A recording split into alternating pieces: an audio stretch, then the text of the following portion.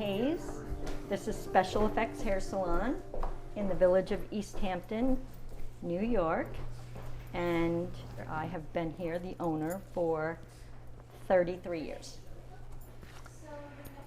We were all afraid because we're all working women and we depend on that for our living, and we have mortgages to pay and children in school, and it was really scary when the police officer came to the door with tears in his eyes and said, "I'm sorry to tell you, but you have to close down."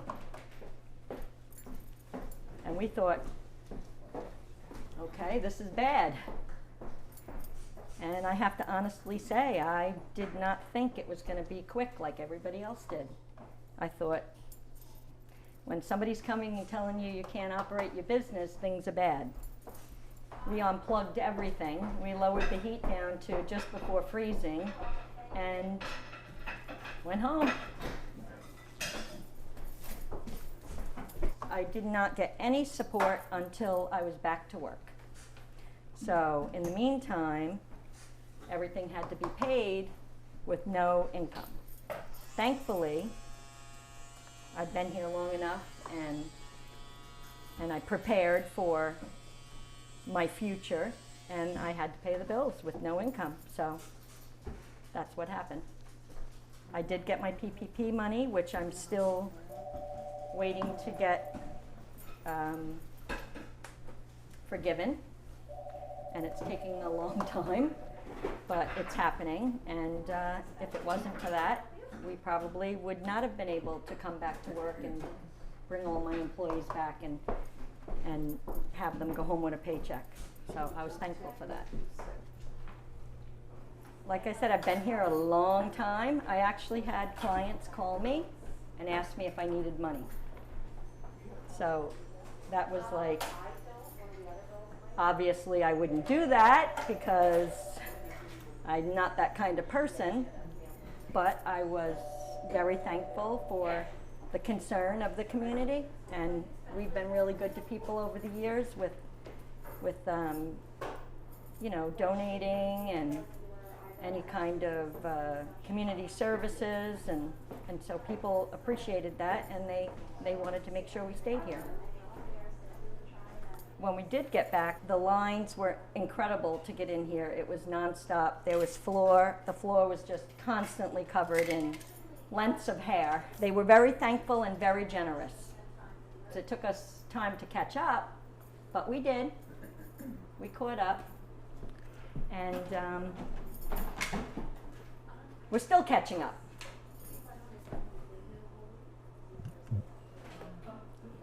Okay? Yes. You're all set. Thank you. All right. And we were at half capacity, but the only people that I took back into the salon were the people that could actually make money, the hairdressers. So we had no help at the desk, we had no help at the sinks, we had no manicurists here because manicurists weren't allowed back to work. So it was just the hairdressers, and we did no shampoos, no anything. We did it as minimal as possible. You'd come in with your hair wet or wet your hair, cut your hair, no blow dries, and out the door. And that's what we did. But so then once they said, okay, now you can have X, Y, or Z amount here, then we started bringing, like Denise came back to do the desk for us. And so many people, we had all through the way we did the services. Elaine divided the shop up, had to put X's everywhere to keep everybody 6 feet socially distanced with the mask. We had a back room for some people who were immunocompromised. People were getting haircuts outside on the. We would set it up. They were afraid to come in. We'd cut their hair out there. And put color on outside, and then they would go home and wash it at home.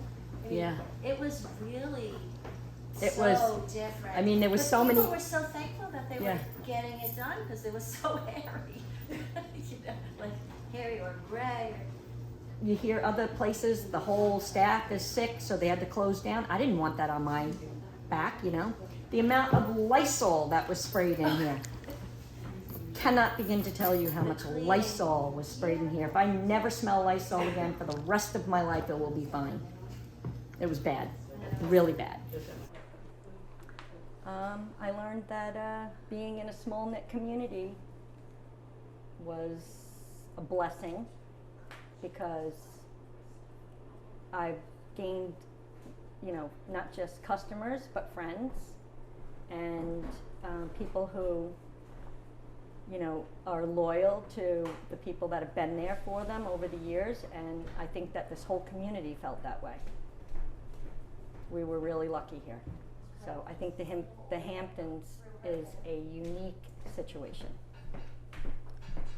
Gratefulness. Just grateful. Grateful to have this community and grateful to be able to still be here. Grateful to the fact that my landlord was so good to me. And he's not here anymore, so I can't tell him that.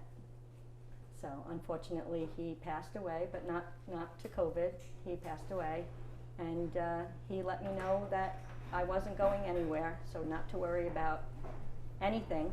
And I think that he was just as loyal to me as I was to him.